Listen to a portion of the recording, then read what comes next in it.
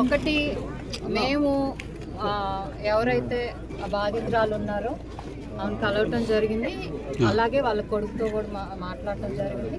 వాళ్ళు correct time of events అయితే చెప్పారు. 16th మధ్యాహ్నం ఏదైతే చిన్న గొడవ జరిగింది, వాళ్ళు వెంటనే స్టేషన్కి వెళ్ళారు, ఎస్ఐ గారితో మాట్లాడారు.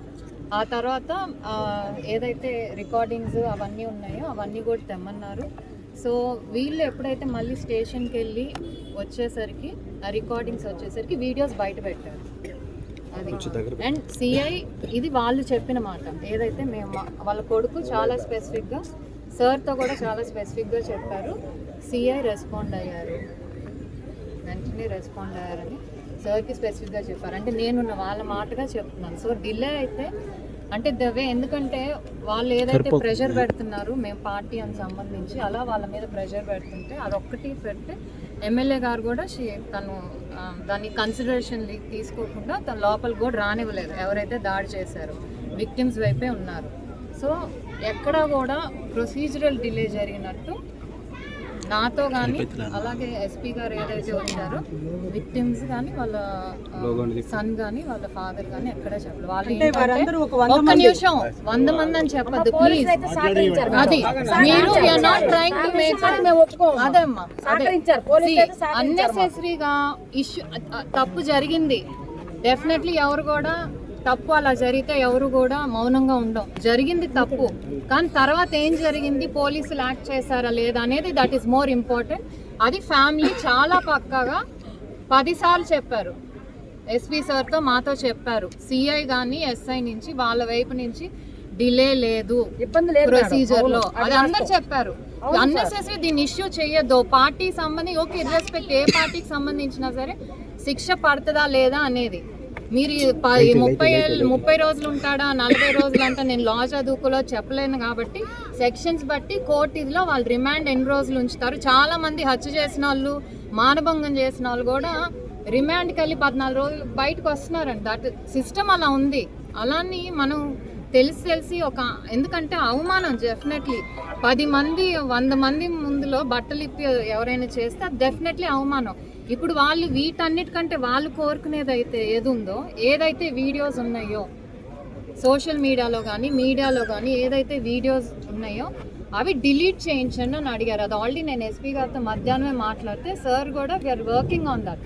మేము అందుకే పబ్లిక్గా కూడా రిక్వెస్ట్ చేస్తున్నాం. ఎవరైతే ఇనీషియల్గా అప్లోడ్ చేశారో అది కూడా యాక్చువల్లీ ఇంకో కంప్లైంట్ ఇవ్వమని చెప్పాం. ఎందుకంటే అది వాళ్ళ CCTV వాళ్ళ డ్రైవ్లో నుంచి వచ్చింది కాబట్టి అది ఫస్ట్ బయటకు ఎలా వచ్చింది. అది వాళ్ళు ఓన్లీ పోలీస్ స్టేషన్లో ఇచ్చారు 2 కాపీస్. ఒక అబ్బాయి ఆ కాపీ ఒక అబ్బాయి దగ్గర ఇంకోటి స్టేషన్లో ఇచ్చారు. అండ్ ఒక CCTV ఎవరైతే అది తీసి ఇచ్చాడో అక్కడ ఒక సెంటర్లో చేయించాడో అది ఒక్కటే ఉంది.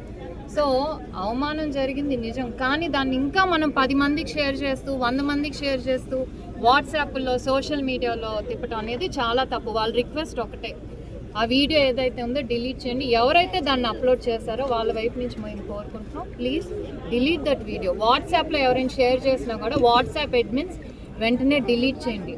ఆర్ ప్లీజ్ ఫార్వర్డ్, ఎవరైతే అది ఫార్వర్డ్ చేస్తున్నారో ఆ కంప్లైంట్ పోలీసులకి ఇవ్వండి. బాధితురాలకి ఎలాంటి సపోర్ట్ ఇవ్వబోతున్నారు మేడం? అంటే ఇక్కడే వాళ్ళ ఇల్లు కూడా ఇక్కడే వాళ్ళు అది కూడా అడిగారండి. ఎస్పీ సార్తో కూడా అడిగారు. రిమాండ్ నుంచి వచ్చాక మమ్మల్ని ఏమన్నా చేస్తారా అనే ఇది వస్తే సార్ అష్యూరెన్స్ ఇచ్చారు డెఫినెట్లీలో. బికాజ్ అండ్ ఆల్రెడీ మా OSC పోలీస్ నంబర్స్ కూడా వాళ్ళ దగ్గర ఉన్నాయి, 1 స్టాప్ సెంటర్. సో ఏమన్నా ఉన్నా కూడా ఇంతమంది సపోర్ట్ చేస్తే వాళ్ళు మళ్ళీ ధైర్యం, ఎందుకంటే సీఎం రెస్పాండ్ అయ్యారు, మినిస్టర్ రెస్పాండ్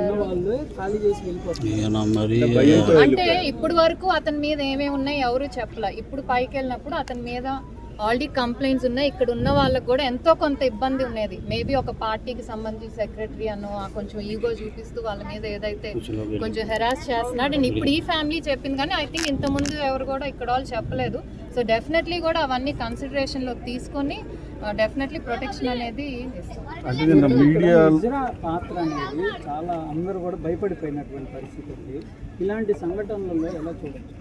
ఇది యాక్చువల్లీ నేను ఏదైతే ఈ స్టేట్ మొత్తానికి హిజ్రా ట్రాన్స్జెండర్స్కి కొంచెం ఒక హెడ్ లాగా ఉన్నారో వాళ్ళతో ఆల్రెడీ మాట్లాడటం జరిగింది. నేను వచ్చేటప్పుడు ఇక్కడికి వచ్చే ముందు నేను చెప్పాను, మీరు ఒక్కరు చేసిన దానివల్ల మొత్తం కమ్యూనిటీకి చెడ్డ పేరు వస్తుంది. అంటే వాళ్ళు ఆల్రెడీ చెప్పారు, గుంటూరు విజయవాడ వాళ్ళు నిన్న ఆల్రెడీ ప్రెస్ మీట్ పెట్టి ఏదైతే ఇక్కడ ఉన్న ట్రాన్స్జెండర్ అది మేము ఖండించాము.